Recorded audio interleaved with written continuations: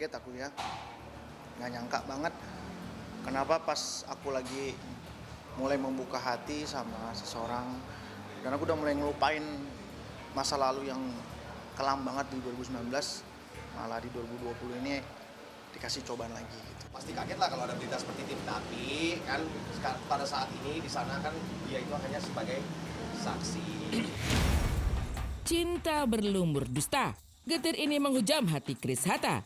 Wanita yang dicinta dikabarkan digiring polisi dari sebuah hotel di Medan, Sumatera Utara lantaran tertangkap tengah bersama seorang pria hari Minggu malam kemarin. Hati Chris Hatta remuk redam saat mendengar berita ini. Lantaran baru Sabtu malam hingga Minggu pagi, dirinya menghabiskan waktu bersama wanita yang berinisial HH itu. Bersama perih yang menyayat, Chris dibalut sesal serta merasa didustai lantaran sang kekasih diam-diam berangkat ke Medan. Sabtu kita masih ketemu, ya sampai Minggu pagi kita masih ketemu. Sabtu dia telepon, yang aku kangen kan. Ya karena aku merasakan hal yang sama dengan dia, ya aku kabulkan permintaan dia itu. Dan kita ketemu di malam Minggu, sampai aku lupa waktu. Minggu pagi aku baru pulang dari kediaman dia. Itu pun juga aku pulang karena memang ada keperluan yang mesti aku selesaikan di rumah. Mungkin kalau misalnya di hari Minggu itu aku stay sama dia sampai malam, mungkin masalah ini nggak akan ada. Sebelumnya pernah ngasih tahu ke saya sekitar 4 hari yang lalu lah. Dia bilang karena dia itu ada photoshoot, karena kan saya ngajakin dia ke mana namanya acara saya ada acara inilah habis ulang tahun lah, saya syukuran. Terus saya ajakin, dia bilang maaf kak, nggak bisa, ada photoshoot, ada kerjaan.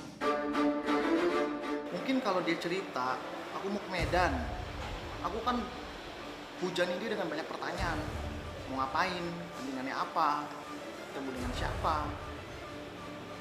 Kalau memang itu nggak penting, pasti aku akan kasih saran sama dia. Udahlah, nggak usah pergi ke situ.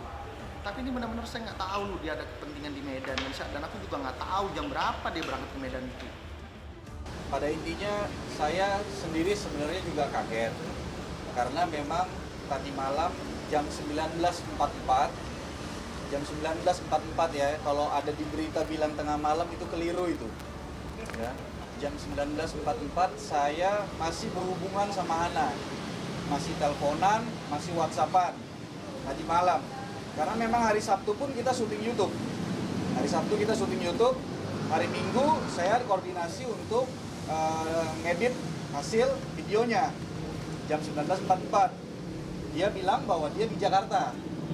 Nah, saya juga kaget kenapa tiba-tiba kok sekarang di Medan. Memang ada info dia ke saya bahwa aku mau ada pemotretan di Medan, tapi memang dia belum memberikan ke saya hari kapan atau tanggal berapa. Tapi yang jelas saya juga lumayan kaget kenapa dia tiba-tiba sekarang di Medan dan terjadi seperti ini. Wanita berinisial HH yang diakui Chris sebagai kekasihnya tengah ditahan di Polrestabes Medan. Sementara itu, keluarga, sang manajer hingga kuasa hukum hari ini akan terbang ke Medan demi mengetahui lebih jelas duduk perkara yang menimpa HH yang dikenal sebagai seorang pemain FTV itu. Sementara Chris Hatta sendiri memilih untuk tak menjenguk sang kekasih ke Medan. Tapi benarkah wanita berinisial HH itu masih berstatus sebagai saksi? Keluarga sama kuasa hukumnya ini nanti besok pagi jam 5 kita berangkat ke Medan untuk mengetahui persisnya seperti apa kejadiannya. Jadi kalau tadi pertanyaannya kejadian kita belum tahu. Jadi persisnya kayak gimana kejadiannya, tapi yang jelas kami sudah mendapatkan info tadi ya, bahwa memang status dari Polrestabes Medan bilang nggak ada apa-apa sama Hana, dia hanya sebagai saksi. Sebagai pasangan tuh kok paling ngalah dulu kan, keluarganya dulu pasti yang diutamain kan. Untuk informasi dari Hana sendiri, dari inisial HH ini belum ada sama sekali ya. Cuma kita karena sebagai keluarga kita mengecek di sana ke Polresta Medan, kalau bersangkutan ada di sana atau tidak, karena kita ini belum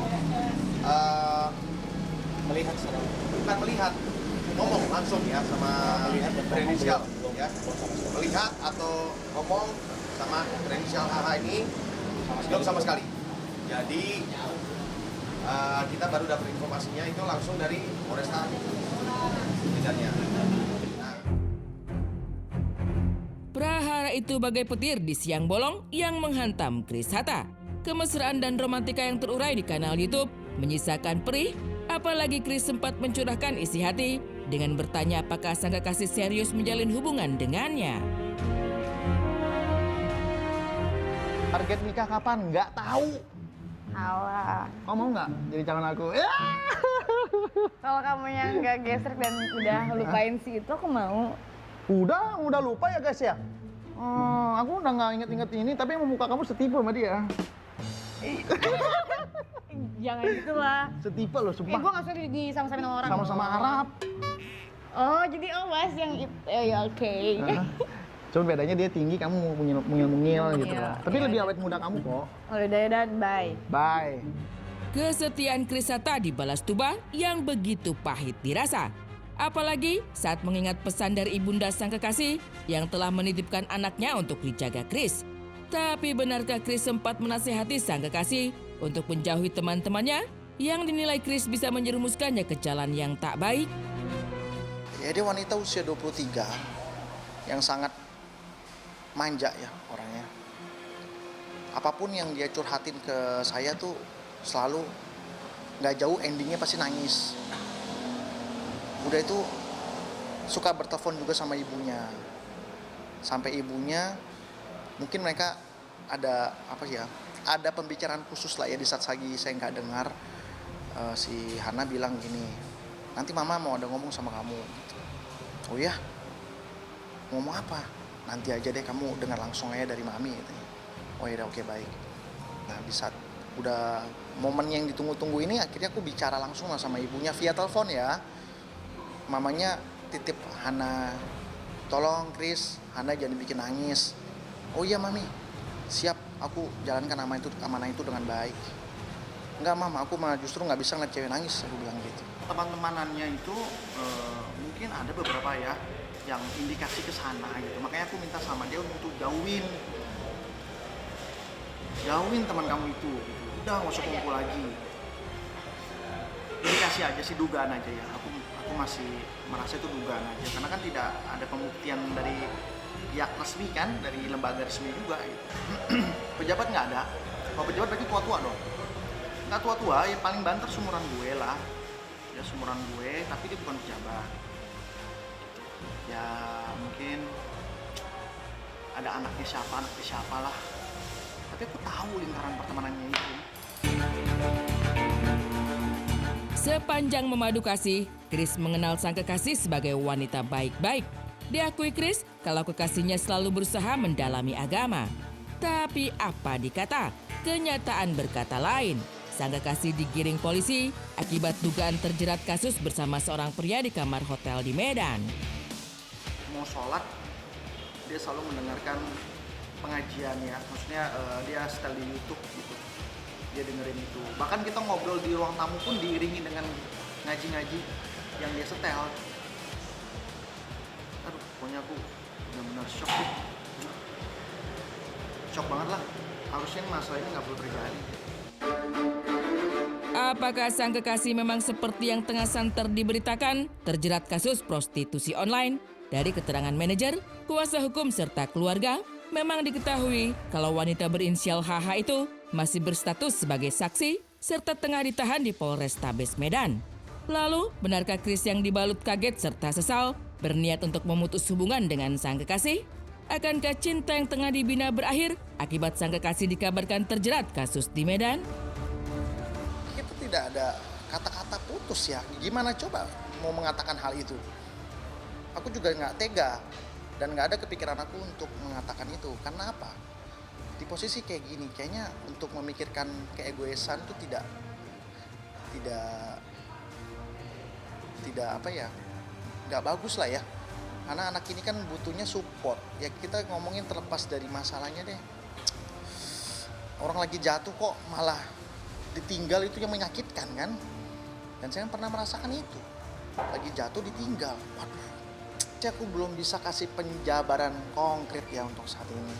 Karena yang aku lakukan ini adalah bentuk kepedulian dan perhatian, tidak memandang case-nya dia. Aku memandang dia orang lagi jatuh, ya, orang butuh pertolongan, orang yang lagi kesepian, orang yang lagi jauh dari keluarga, dan aku sebagai orang yang dia percaya, semua masalah dia cerita.